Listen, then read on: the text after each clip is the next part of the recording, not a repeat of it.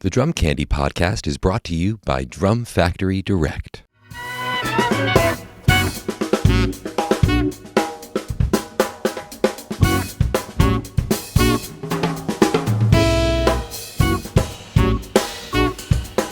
Hey, what's up, everyone? Welcome into the Drum Candy Podcast. This is episode 15 of season 2, and this is your host, Mike Dawson, coming to you from Drum Factory Direct in Pittsburgh, Pennsylvania. In this special episode, I have my good friends David Throckmorton and Tom Wendt back in the studio, and we are going to share 10 of our favorite tracks featuring the great Brian Blade on drums. Brian Blade came on the scene in the early 90s as part of the resurgence of traditional jazz with his work with the Joshua Redmond quartet and his appearance on Kenny Garrett's records. Really reintroduced traditional acoustic jazz music to a whole new generation, myself included. And he's since gone on to become one of the most significant and influential drummers of all time. You could hear him working with the Wayne Shorter Quartet and with his own band of Fellowship. And he's played with Seal on a pop tour and a record. He's got a cool project called Black Dub with Daniel Lanois and Trixie Whitley, where he's playing more groove music. He's really fun to listen to. If you haven't dug into Brian Blade's discography, you're in for a real treat. We are just barely scratching the surface here. So let's get to it with 10 Reasons to Love Brian Blade. 10 Reasons to Love Brian Blade. I had a hard time with this one myself. I haven't listened to Brian Blade in years, honestly. When we decided to do this, I realized he meant so much to me, high school, college, for years after that I had to stop listening to him. Mm-hmm. So I started acting like him on the kid. I don't listen to him too regularly either, so I had to go back and listen to stuff that I hadn't listened to in a while, which was a lot of fun. It was great. So I don't know if there's anything to talk about this, but we're the same age. Mm-hmm. And Brian Blade, to me, was so important because I didn't really know what straight-ahead jazz was, or I couldn't comprehend it until he arrived in 1992. And just the sound of the records, they sounded new and clean, and the stuff he was doing with Joshua Redmond, they were playing all these standards. All of a sudden, I know who Sonny Rollins is. It was my gateway. So I'm curious, for you, Brian Blade, what did he represent? Because you were already into jazz for years at this point. I think for me, he was one of the new guys, one of the young guys. And, I was already into the older stuff before that. So he was just sort of one of the, for me at that time in the early 90s, it was him and Greg Hutchinson and Bill Stewart. They were kind of the new guys on the scene. Then you had guys who were a little older who I already knew about. So for me, he was just sort of this really amazing. A little new era of these new jazz. I feel the same way. Yeah. Although I wasn't as well versed by 92 and as many older drummers as you are. I wasn't well versed, even though I'm a few years older. But I was just into that stuff. Yeah. For me, that's just how I came to the music, was getting into the older stuff first. But a lot of people, they start where they are and then they go back, which is fine. It's just a different way to do it. But you're right. He represents something a little bit different for you. Yeah, it's he was a turning point for me to get out of fusion and modern rock and indie rock and here's acoustic music. When I heard that Redmond Vanguard record, Live at the Vanguard, I was oh, this is live music. Yep. That's how the drums should sound doing this stuff. That record made a big impression on a lot of young guys back then. I remember when that came out, pardon me, and it was definitely a big turning point, I think, for a lot of younger guys. He arrived on the perfect time. If you think 1992 was his first record, and the music industry was exploding in 1992. Yep. All of a sudden, record labels the CD was the new medium, and they were making billions of dollars. Yep. Mm-hmm. Now all of a sudden, they had a budget for their jazz department. Mm-hmm. And these artists were getting real contracts. Well, a lot of those younger guys, a lot of people talk about Winton and Branford in the early 80s. That was the first part of that. But then around 90, 91, 92, 93, that was the second wave of young Lions. Yeah. Roy Hargrove and all those guys. Yeah, Joshua Redmond. Mm-hmm. Yeah, I mean, that was a big thing back then. I remember it. It was exciting. I remember buying Roy Hargrove's The Vibe, and and it was like, wow, these are like young guys who were playing like this, and they're really good, and it was exciting. Yeah. It wasn't just a bunch of old people, The artwork was fresh. It was everything. They invested in everything. So for me, as a teenager trying to figure out how to play this instrument, like that's the path, and then I just traced it all backwards. Yep. Yeah. What was the first thing you heard? The first thing I heard was probably Black Hope, Kenny Garrett's record. Which I think was his first credit. I'm not sure if that's the first or not, I don't know what it is. But I'd really enjoyed Kenny. One of my best friends growing up was an alto player, so he loved Kenny as well, and I loved Kenny, and I'd been listening to a bunch of Tane already with Branford and Winton, and some Bill Stewart with like SCO and anything I could find with him, and I got really into. Is it the first thing you're playing? Mm-hmm. I got really into the Black Hope record with Joe Henderson on there, and then I believe what we're playing now came out, and this is probably one of my favorite 25 albums ever. This Kenny Garrett record, Triology, just playing saxophone trio with Blade, and I just kind of fell in love with everything about him. I just felt like it was, related to people I loved already, whether it be Elvin or Blakey or Tane even, I'm not saying that it's all coming out of Tane, but I could trace it. I could lump it in the same ballpark as a young, I was when this came out, I was probably 20 or 19 or 20. Because Tane had played with Kenny Garrett prior to this, correct? He may have played with him, but the records he made with him were after. Oh, was it after? After Blade's records, yeah. Later 90s. Yeah, Songbook was like 2 records after this. But yeah, I heard this stuff, and then I started just trying to find other stuff he was on, and later, as we get through all this list, he started playing a lot more straight eighth music and even some groove music and rock music and singer-songwriter stuff, but this kind of 4 or 5 year period when he was playing a little more straight ahead stuff, like the Redmond stuff, this record, the Coltrane tribute with Kenny Garrett. Pursuance, yeah. There's a Kevin Hayes record I always rave about. Oh yeah, 7 Cents. That's a good. I love record. the way he sounds on that record. Yeah. Kind of this era of Blade. The live Redmond. That was the first record I heard was the live. And for me, it's a little strange because he, in a way, Brian Blade, for me, early on, got kind of lost in the shuffle with all that stuff that was happening. Like, I heard that live record, and I really liked it. I was like, man, this guy plays really well. But I didn't spend a ton of time checking him. There were all these other guys that I was listening to. And even though I really liked him, it took a while for me to go like, okay, let me really check this out. Yeah. It wasn't immediate. I think, I kind of came. My dad had a lot of jazz records. I'd heard a lot of bebop drumming and post bebop drumming. And Blade, I loved Elvin, and I could always hear this kind of connection to Elvin and Blade's playing. It's kind of a lot of that rolling stuff and even like the intensity at times and like the grunts and like the explosive elements to his playing. It just kind of hit me on an emotional level, where sometimes maybe like younger drummers that were coming more out of bebop, it sounded a little more. Maybe I equated it with even older music or being clean and really a lot of snare drum, rudimental kind of playing. And there's some of that with this, but I just love this organic kind of rawness that I got from his thing. I thought it felt good. I always liked the sound, even from early on. Yeah. So why don't we play some of this and get us talking about Corian said off of Kenny Garrett's Triology.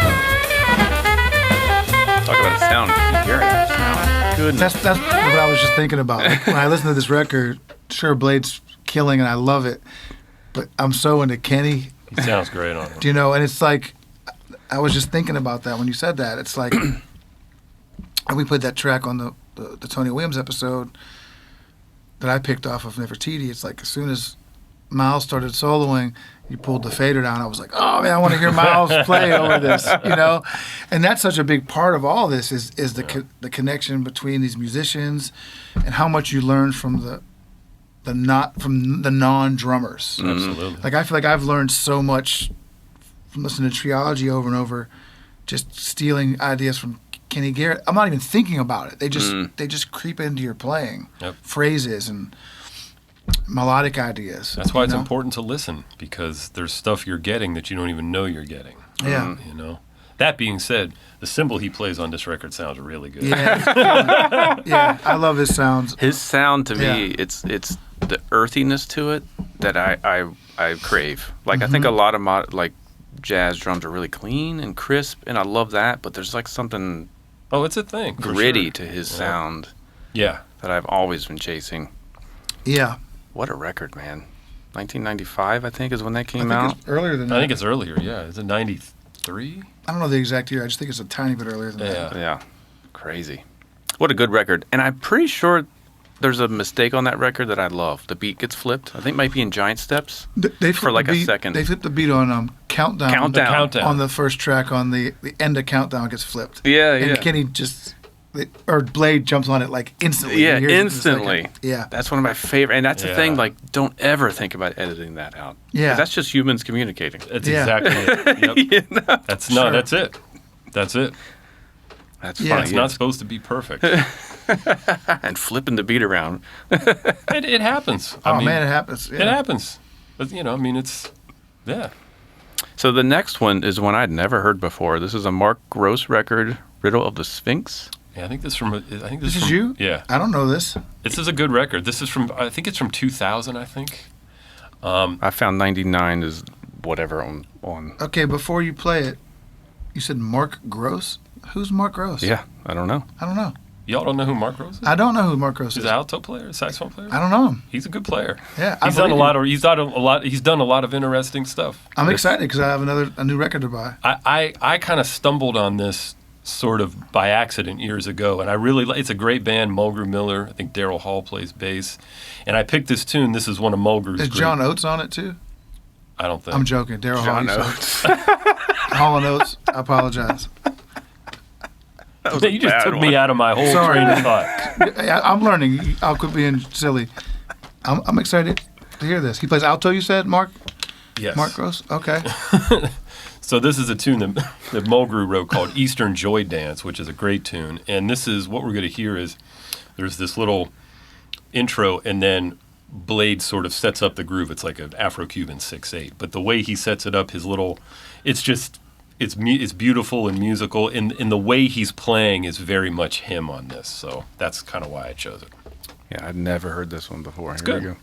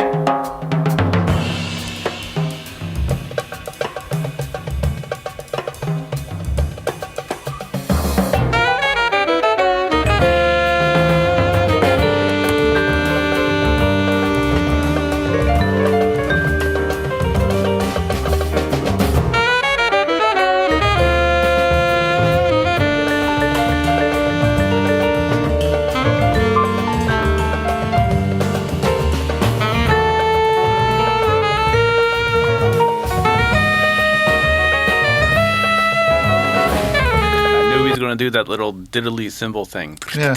Yeah. Such a Blade thing. Yeah. But the sound he's getting is beautiful, and it's a short little setup, but it's sort of It's nice. It introduces the tune really well, and it's just Is the whole record kind of like world influenced? Kind of. That's I believe that's Khalil Kwame Bell who's playing Percussion, yeah. Additional percussion. Yeah, that's dope. It's a nice record. I'm looking forward to checking this album out. Yeah, but that was one of the records I went back to after not hearing it for a long time, and I was like, man, he really sounds wonderful on it. There we go. Did not know that existed. Me neither. I like finding out about new stuff. Yeah. Number 3, we have Chris Potter, Gratitude, another record I didn't know. Oh, Did I pick this or you picked this? I picked it. You picked this? Yeah. Okay. Yeah. And this is actually what we're going to hear is just the intro to the tune, like right before the melody. And he's playing mallets on it. And what I love about this is, again, the sound he's getting out of the drums and cymbals is really beautiful. And he's capturing the essence of the tune like right away, Like sometimes, we all know, like you've been in situations where it takes a minute to sort of find that, and it's like right away he's just on it. And there's little things that he does on the cymbals that he's just getting the most beautiful sounds out of it, Such a master at getting the sound that he wants out of the instrument. Yeah. I love this record, man. Yeah, it's the music is really great on this. So that's kind of why I chose it. It's just the incredible sound and just the mood that he just sets right away for it. All right, check it out. First minute of Gratitude.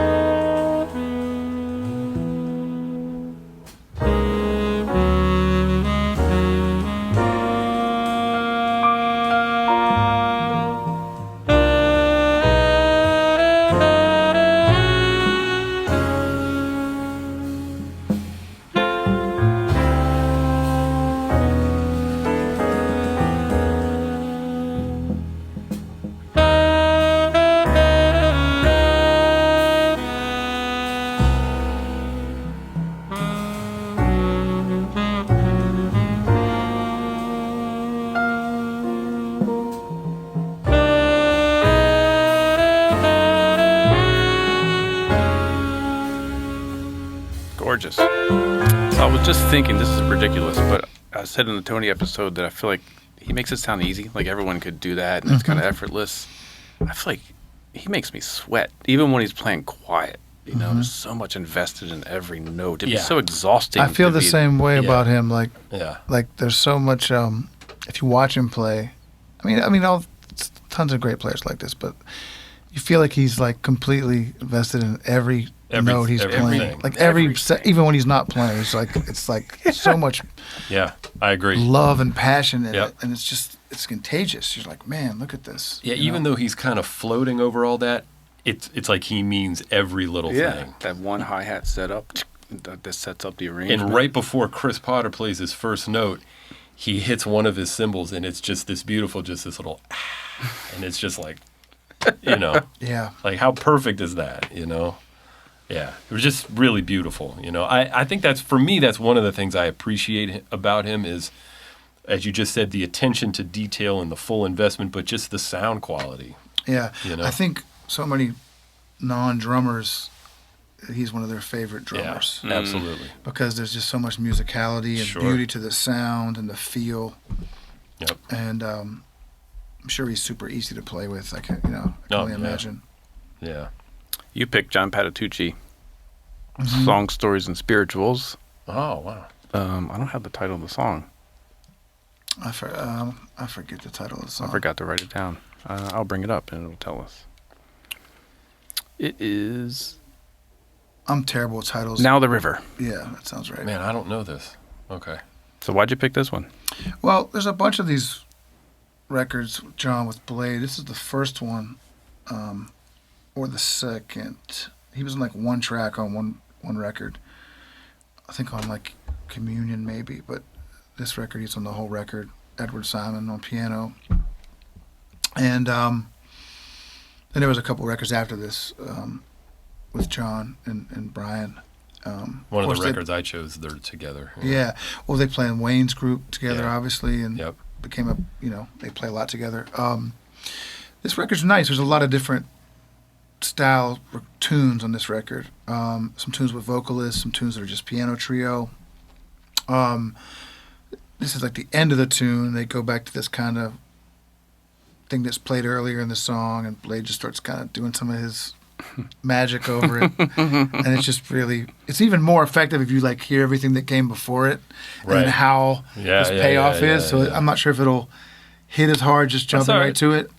But Did you guys see the Shorter band? I saw them once. I never saw that band. I never saw that band either.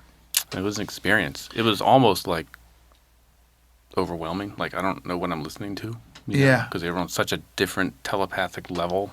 It's like, Yeah. what is happening right It's now? a really interesting group. It Yeah. is a very interesting group. I will say real quick, a couple years after this came out, maybe I don't know. What year was this? It's like early 2000s. I have 3. 2003. Okay. But I saw John play at Dizzy's Coca-Cola in New York. I'm not sure what year it would have been. Maybe it could have been 2011, 12. I'm not sure. And it was just trio. He had this record called Remembrance, which is a trio record with Lovano and Blade and Patitucci, I love that record. And I'd never seen Lovano live. I'd seen Blade a few times, but it was the first time seeing him like where I was sitting like 8 feet away from him. Mm-hmm. And there was no PA. Like you were just hearing the drums. Yeah. And I remember just being completely floored by his sound. Wow. Like being that close, I was like, wow, this is really special. It was emotional. Like I was like, I was going through some weird stuff in my life at that time, just some changes in my life. And I remember just like hearing Joe put air through a saxophone from In the room. 6 feet away, Yeah. and John playing, and Brian, it was like just the sound of that was crazy. That's cool. So anyway, this is some of the same kind of vibes here at the end of this piece. Cool. Was it quiet? Quiet at times. Yeah. Yeah, very Dynamic. up and down, very dynamic. All right, let's check it out.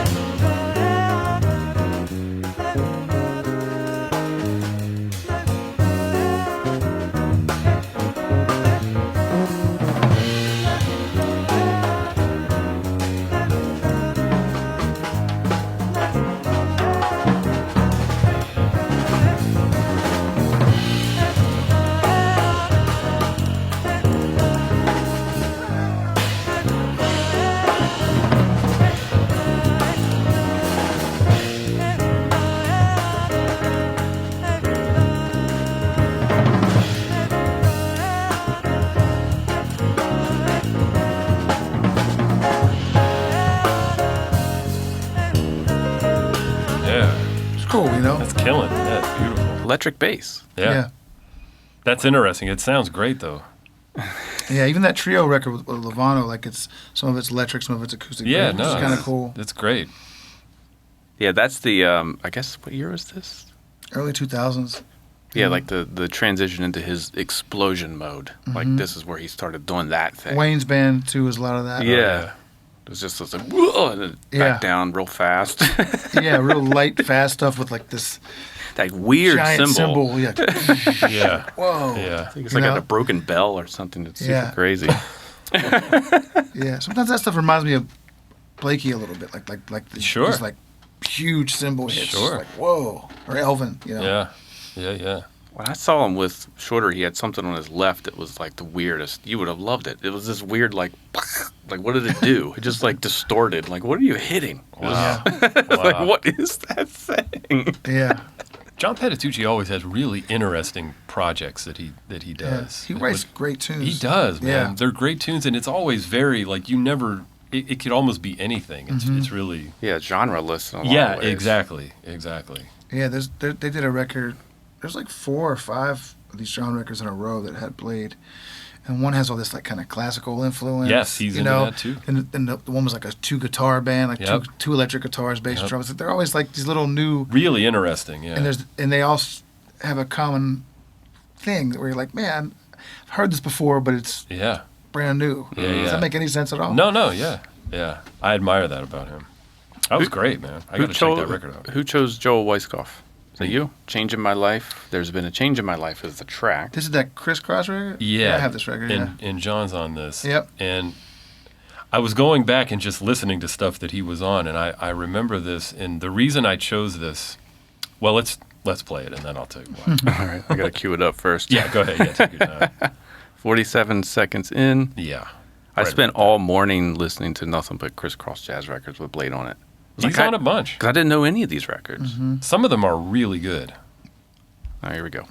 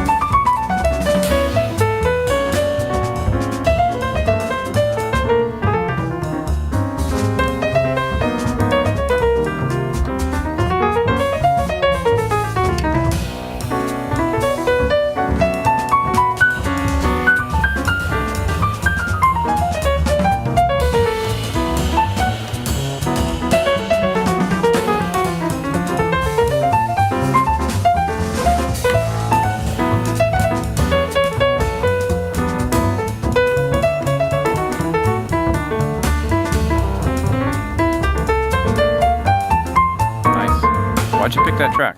So the reason I picked that was, first of all, he sounds wonderful, and it's very much him. But if we were to go back and listen to that again, he's kind of all over the place.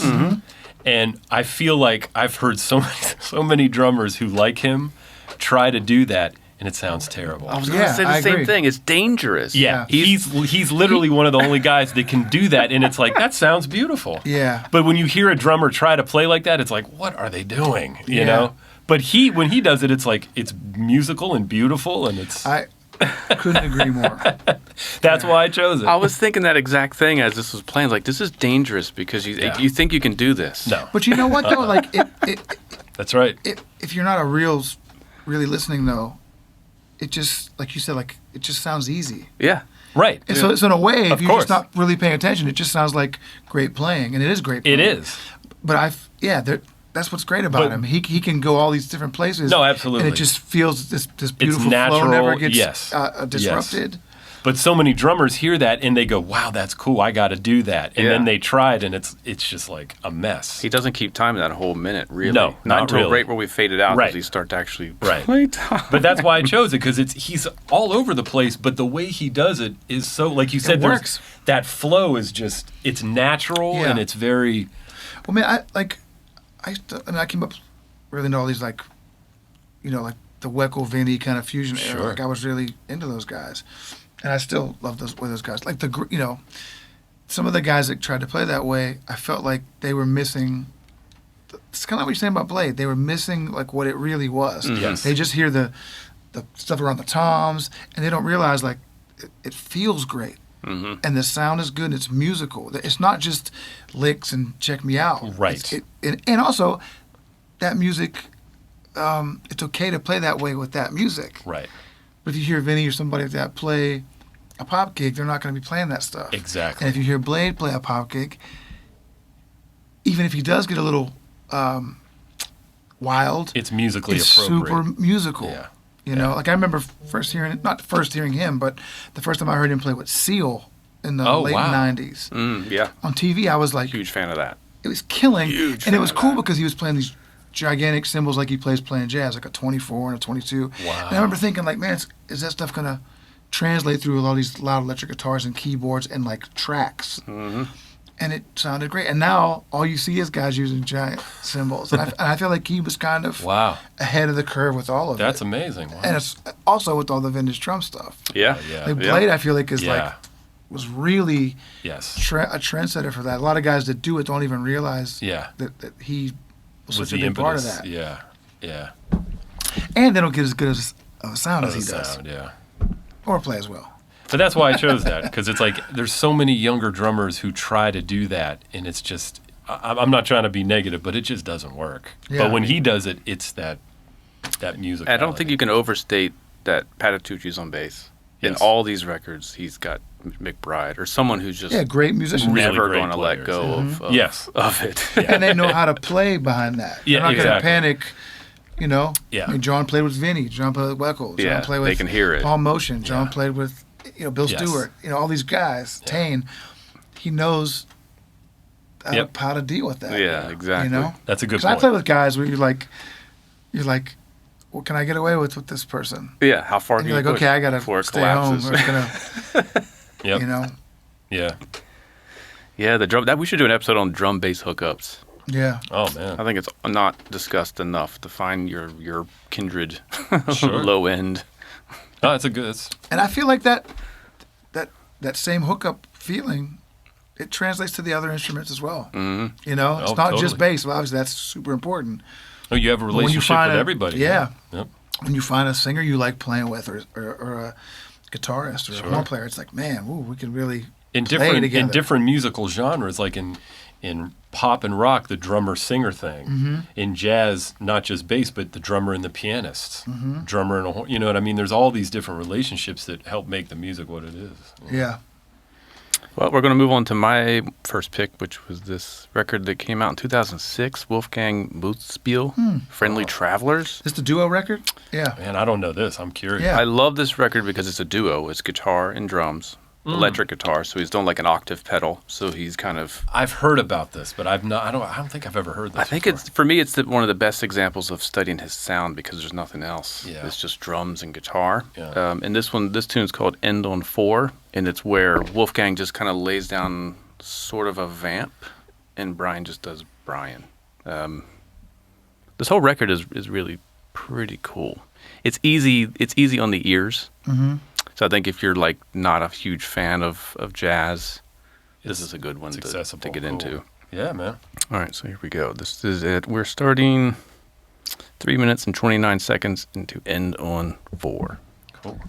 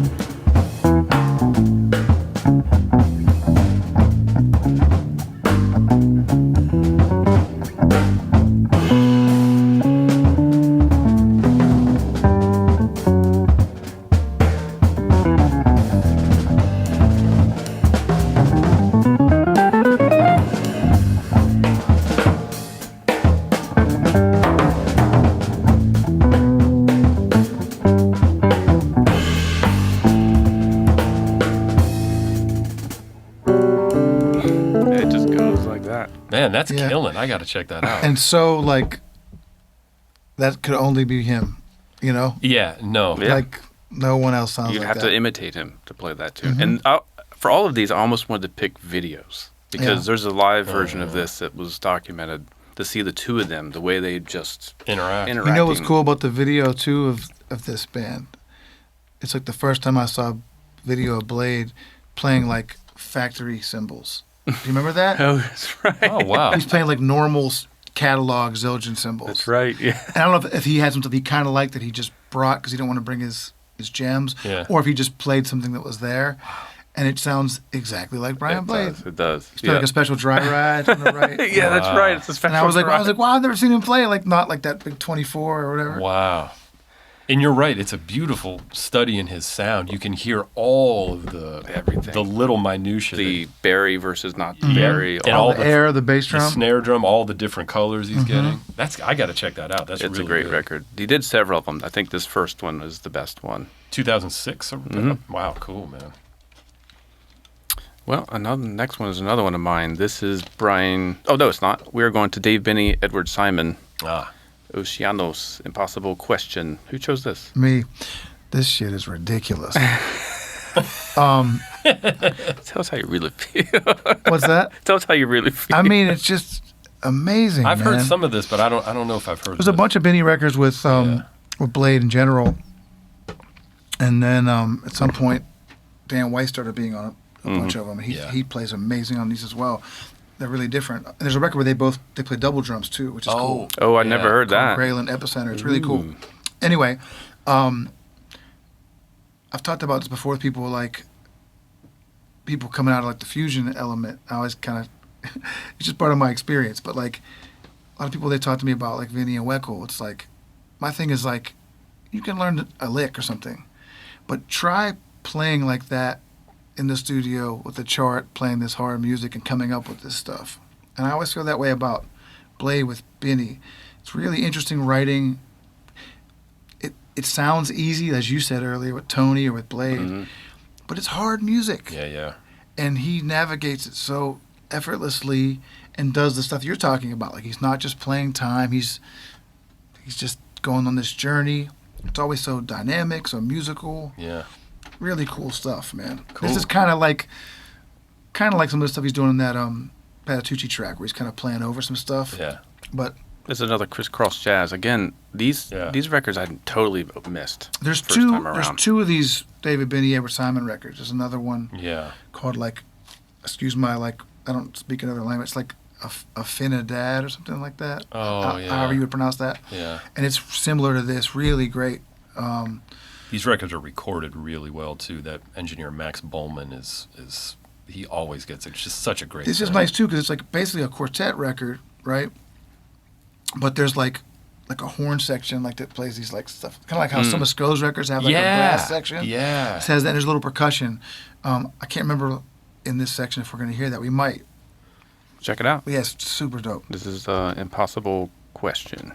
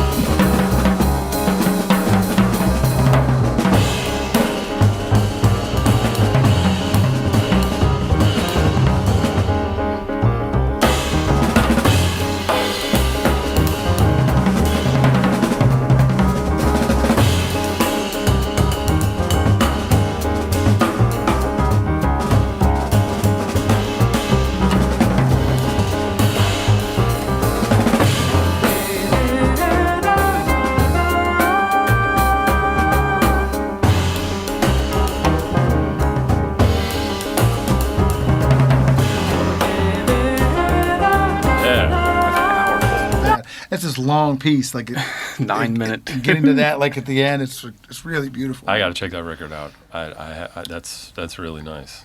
And I think there's like 6 or 7. I know there's a Binney bunch records with Blade. They're all amazing. Yeah, I've heard a couple, but I haven't really checked them out. I got to check them out. That's really cool. I was listening to one of those crisscross records. I think it was a Ralph Bowen record. Yeah, that I'd never heard. That Blade was on. I don't have the Ralph Bowen one. I've been looking for that. But they're just playing standards, and I think to me that was like, oh, this is what he sounds like when he just shows up and plays. Like there's no rehearsal. They're playing invitation or whatever. Like that's what he would sound like if he played a local gig. Yeah, it's fun to hear guys like that in that setting where it's not all arranged and when they're just getting it. You know what I mean? It's like, oh, okay. Yeah. Well, the next one this is the one I picked. So I am a huge fan of the way Blade plays pop music or groove music. Uh-huh. And there was a record that came out, I can't believe it was 2010 already, but Black Dub. Oh, I love that record. See, I saw that don't know band this one live. either. This is good. You saw them live? Yeah, Oh, it in must have been Pittsburgh. amazing. They played this they played at Nick's Fat City. Really? Yeah, and So there- who's in the? I don't know this. Daniel Lenoir and And Trixie Trixie Whitley Whitley. was there, and this guy on bass. Wow. I'm sorry, I'm sorry, I don't know his name. That sounded like guy a on diss. bass. Well, He there was sounded no nice. bassist He in sounded nice. And Trixie Whitley played like double drums on a couple tunes. Nice. And Blade was playing like a 4-piece kit with one cymbal, and it was like 40 people there, Yeah. Wow. and it was killing. Wow. Yeah. That's Killing. cool. That's really So cool. I'm also a huge fan of Lanois productions. Like it's Yeah. always ear candy. There's all kinds of stuff. Yeah. So in this He track, recorded the first Fellowship record. Did you know that? oh, that's Lanois right. did. Yeah. Sorry to- I almost played something off that record. Actually. Yeah, I don't know why I didn't pick anything on that record either. Yeah, I almost did. But so there's like some ear candy. Like you'll hear there's like a second drum part in the right wow. ear that's real light. You can really only hear it with headphones. But just the way he plays, and also again, the live version of this is so much different Yeah. because they recorded all this stuff live first and then made the record. Wow. So there's a live video of them in the studio playing this. Sounds totally different. Wow. But this is like heavily produced version. Okay. So this is Nomad.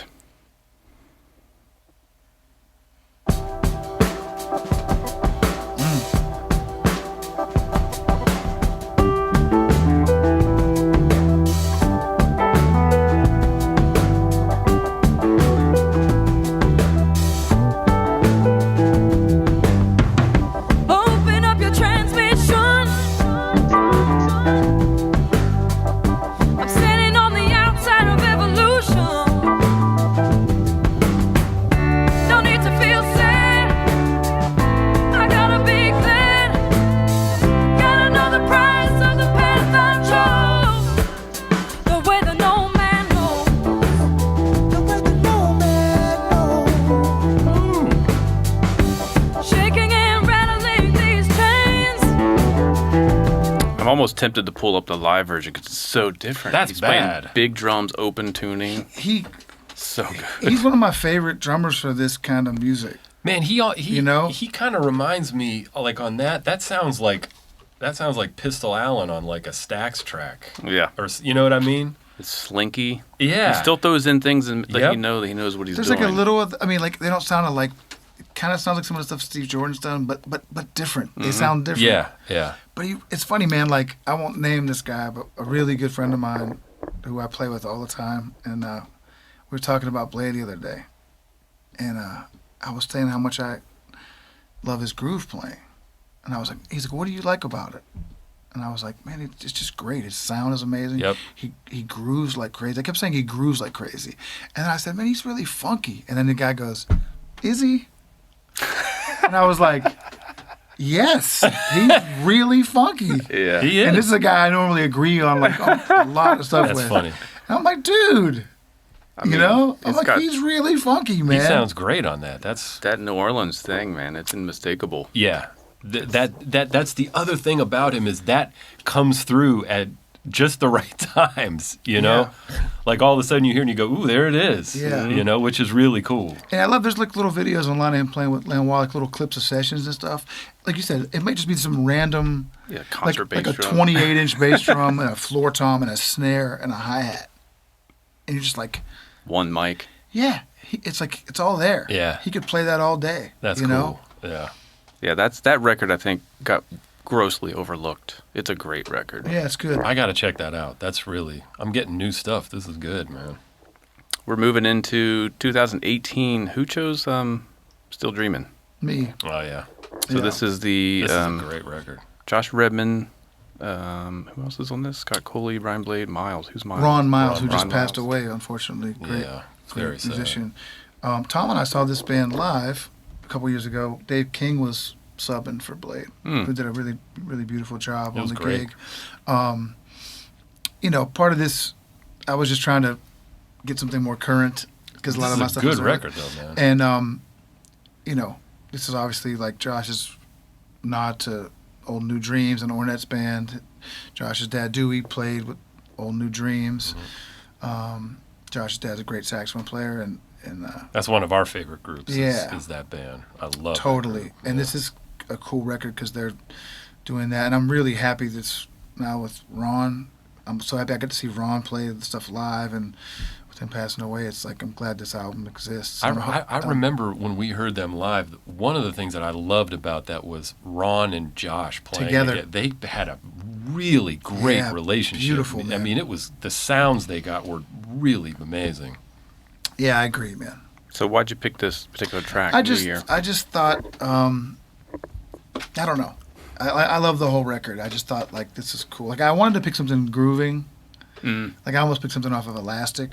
Oh, yeah. Something Yeah. more like electric. So did and I just- almost. And I was like, you know what? I'm going to pick this because I thought maybe somebody would have. You did pick some groove stuff. Yeah, you know? yeah. So this is just, Elastic was a weird one where I hated it at first because I was so into straight. I wanted to hear him swing. yeah. But then after a while, I was like, this is. I was is a so little good. weird on it at first, too. And then instantly, like a couple days later, I was like, this is kind of killing. Yeah, yeah. And I loved hearing him play like the Dead, like a 22-inch sounding bass drum. Yeah. Yeah. And I was like, man, he can do this too. He can play like this. He plays a freak, man. He's incredible. Well, this is New Year off of Still Dreaming.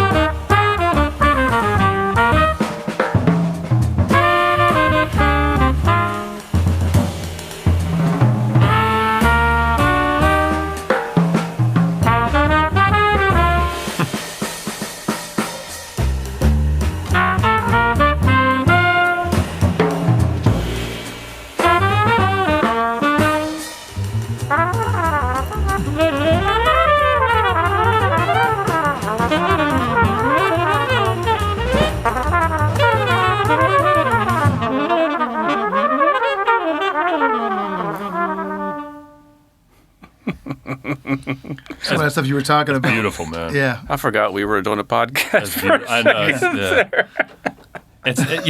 It's funny, man. That tune is almost like the mellow sister of Happy House. Totally. Yeah. You know what I mean? Yep. So that is a old and New Dreams tune that they would often play? I don't think so. I think Is that this is that a Redmond tune? Or one of Man, the? It's an original from this project. I think this is from this band. I you know what believe so. Yeah. It sounds like so of It that. sounds era. like all the stuff sounds like that, you know. And it was cool live too because they played some stuff, some Ornette Yes. stuff, and some new stuff I hadn't heard on the record. Yeah. I was like, man, this is cool. They're playing all this music Really cool. I know, yeah. you know. Yeah. I'm so glad they did this project because it's really well done and it's worthy of doing. There's a really great video of them Yes. on YouTube, like a 45-minute video. Really Oh, I well gotta done. check It's it really out. shot Good. well, and you get to hear it. I'm hoping that maybe they release.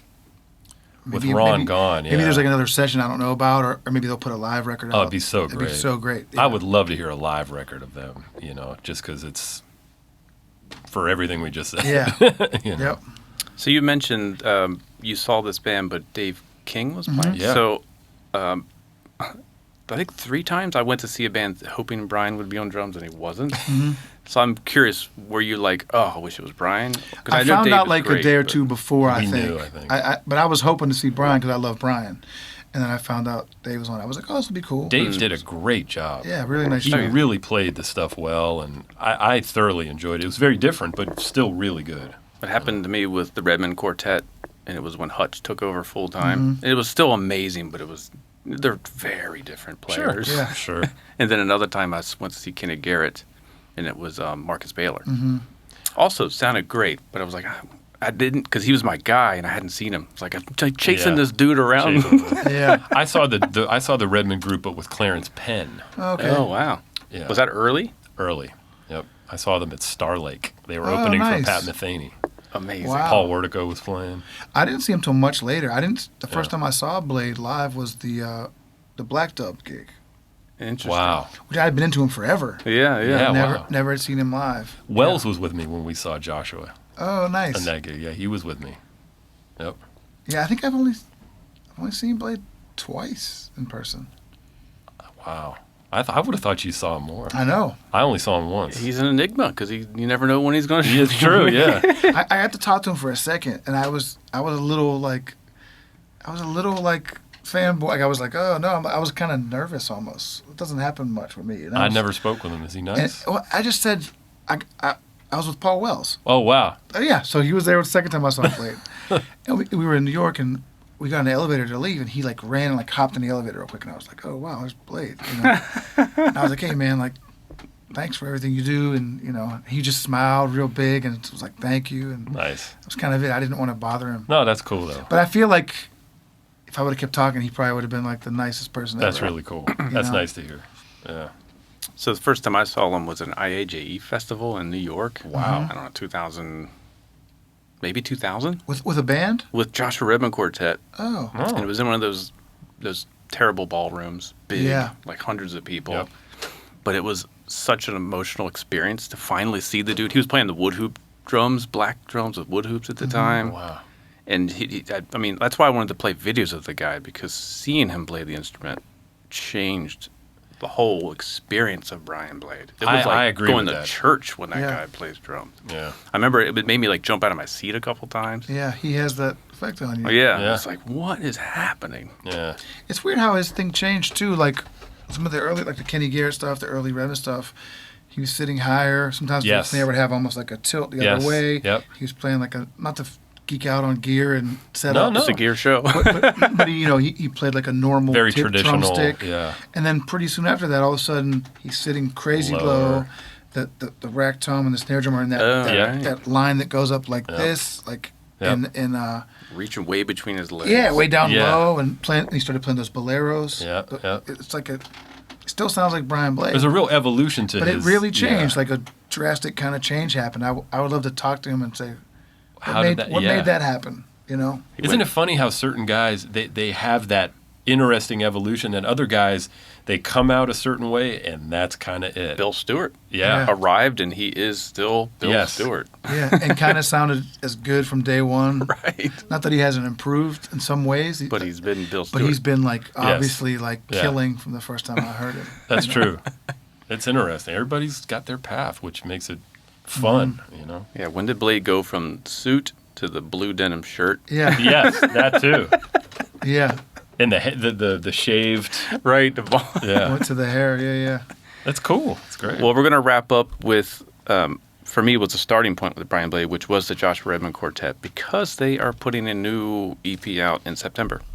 I heard Probably about that. right when this podcast airs. So Oh, cool. rather than go back to some of the back catalog, I figured we should listen to the brand new cut. There's only one cut available currently, Great. and it's called Disco Ears. So this is Joshua Redmond, Brad Meldau, Christian McBride. To me, these are my Beatles. You know, they put out a Yeah. they put a record out like a couple years ago. Yeah, Yeah, yeah, to 2020. yeah. I'm bad Yep. with, you know. Yep, exactly. Is this a studio project? Yep. Okay, cool. They I just haven't heard this yet. released the first single like recently. Let's hear it. So I think I picked this band because to me it's just a band. Every note they play is perfect. So this is just from the beginning of Disco Ears.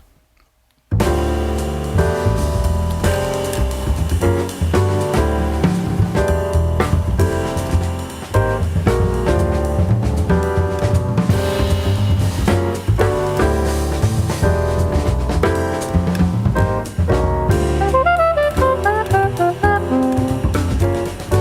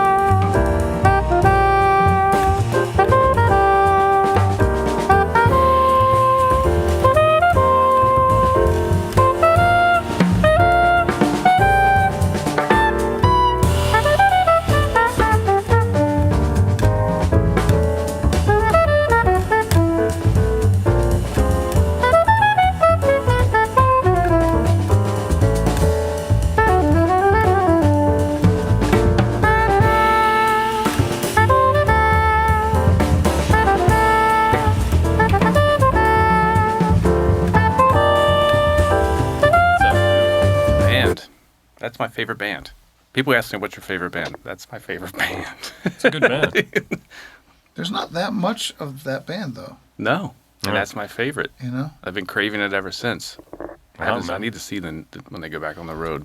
I mean, again, There's the stuff we played after Meldout left and after Christian left. Right. Yeah. You know? and then before, like the Vanguard is before Christian, I think. No, I think it's after. Is it after? I think so. I can't remember. Oh man, I'm drawing. Who knows? And the guys, piano you know, chair changes out often. Yeah, the piano chair rotated a fair amount in that. But that's my band. I think they're just. And again, Christian's such a strong bass player. Yeah. I think that allows Brian to do whatever he wants. And plus, those guys have a history. Yeah. So there's that Sure. too. You know. I mean, to be fair, we rarely hear playing with not good bass players, you know? or never. Yeah. He shouldn't Shouldn't never have play to. with a bad bass player. Yeah. You know, I would actually love to hear him play with a bad. Yeah, those are the gigs you need to hear. I would love to hear that. Let me hear you struggle through this. Yeah. Yeah. All right, man. Let's see what you got. You know. No, I'm just joking. Well, that's Brian Blade. Again, I think we could go for hours, but that's it. 10 reasons to love Brian Blade. Yeah. Yeah, man. That's it for this week's episode. Thank you for listening. Thank you for your support. Please give us a review and a 5-star rating on Apple Podcasts or Google Podcasts or Spotify, wherever you're listening to the show. Make sure you're watching the video form over on our YouTube channel. Subscribe to the channel there. Yeah, and dig into some Brian Blade. We missed so many great records. We didn't even talk about his band Fellowship. So have fun digging through the discography of Brian Blade, and we'll see you next time.